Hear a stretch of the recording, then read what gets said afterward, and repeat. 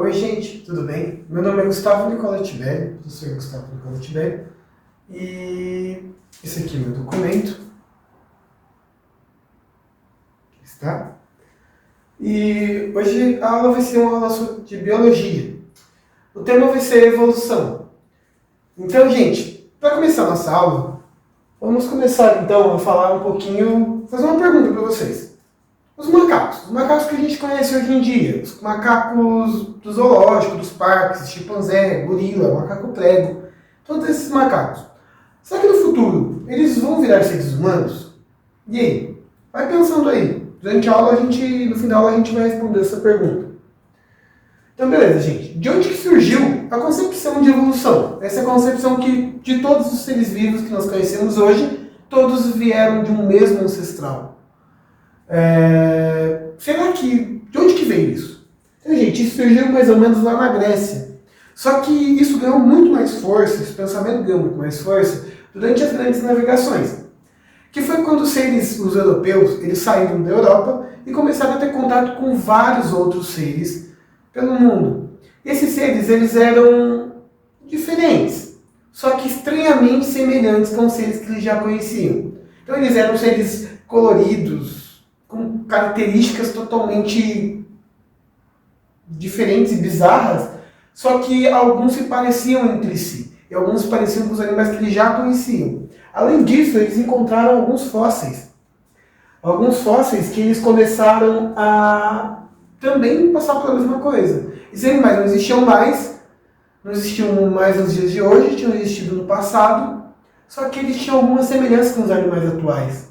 E eles começaram a elaborar essa teoria forte de que a evolução realmente aconteceu. Só que eles sabiam que a evolução tinha acontecido. Só que foi um cara chamado Jean-Baptiste Lamarck que fez a primeira teoria evolutiva, que a gente chamou de Lamarckismo, que ele basicamente propôs como a evolução aconteceu. A segunda pessoa que a gente vai ver nessa aula, que também elaborou uma teoria evolutiva, foi Charles Darwin, que ele também propôs, e ele ficou consagrado para a história como o maior teórico da evolução.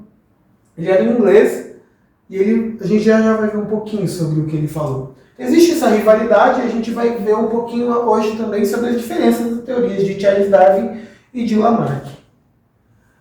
Então, gente, vamos começar pela teoria de Lamarck. A teoria de Lamarck ela sustenta em 2 pontos, 2 leis que ele propôs. A primeira é a lei do uso e desuso, e a segunda é a lei da herança dos caracteres adquiridos. Como assim? O que é essa lei?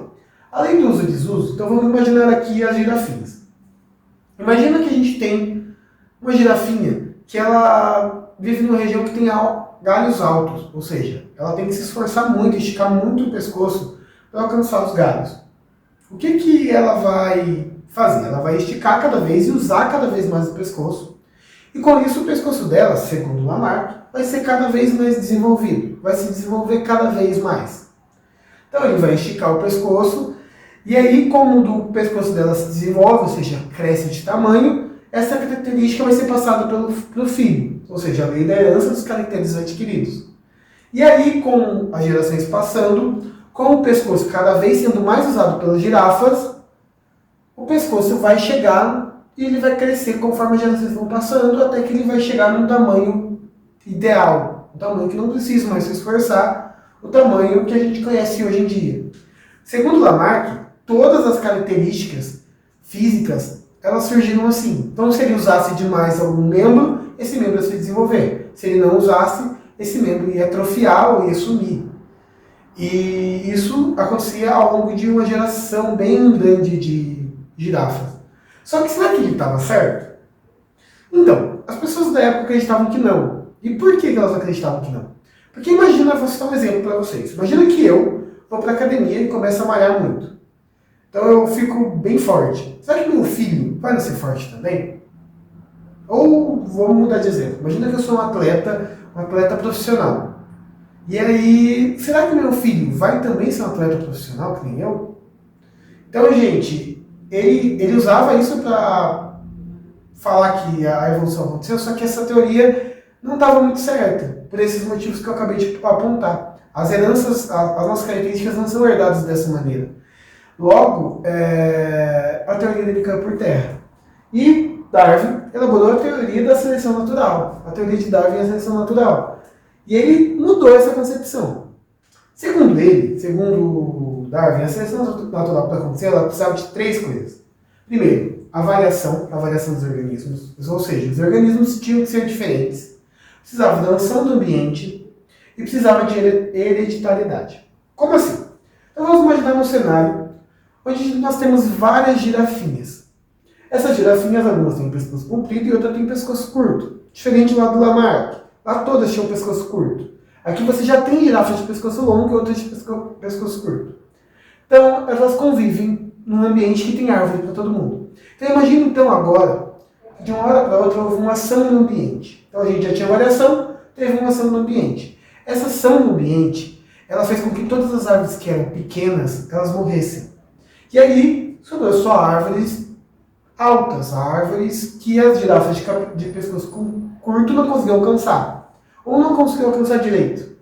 Com o tempo, as girafas de pescoço comprido começaram a se alimentar mais, começaram a se reproduzir mais. Tiveram suas características através da hereditariedade e passaram adiante, com maior frequência que as girafas de pescoço curto, que ou morriam ou não conseguiam se reproduzir direito. Com o tempo, gente, o que aconteceu nessa segundo Darwin? A seleção natural selecionou os organismos mais adaptados naquele meio. E essa é a palavra, gente, a adaptação. Esses organismos, as girafas, elas eram melhor adaptadas àquele meio, por isso elas sobreviveram. Ok, gente? Um exemplo que a gente pode usar, que aconteceu, que Darwin viu, foi os dentilhões. Os dentilhões, Darwin olhou para eles, ele viu que eles eram muito parecidos entre si. Mudavam algumas coisas, como o bico. Alguns tinham um bico menor, outros tinham um bico maior. E esses dentilhões, eles viviam numa ilha, que era a ilha de Galápagos, que é uma ilha do Pacífico. Elas são ilhas bem próximas, só que elas possuem algumas diferenças entre elas, inclusive a sua vegetação. E cada dentilhão habitava uma ilha. E aí o Darwin começou a ver e ele percebeu, pô, e se esses organismos, eles não eram, no passado não eram todos parentes, eles não eram todos juntos, eles não eram, viviam todos juntos. E com o tempo, por ter alimentos diferentes, o organismo melhor adaptado, ou seja, numa ilha que tinha um alimento mais duro, selecionou o dentilhão que tinha o bico maior. E a ilha que ele não precisava tanto de um bico tão duro, tinha um alimento mais macio, selecionou o bico menor. Será que isso não aconteceu? Segundo Darwin, foi isso que aconteceu. Os organismos melhores adaptados naquele ambiente foram selecionados. Então, gente, voltando então àquela outra pergunta, aquela pergunta do início da aula, os macacos vão virar seres humanos? A resposta é, depende. Como assim depende? Se eles estão bem adaptados ao meio que eles estão, se eles não têm necessidade, se o ambiente deles não está mudando, eles não vão ser selecionados com as nossas características. Eles vão continuar tendo as características que eles já têm, porque eles são bem adaptados.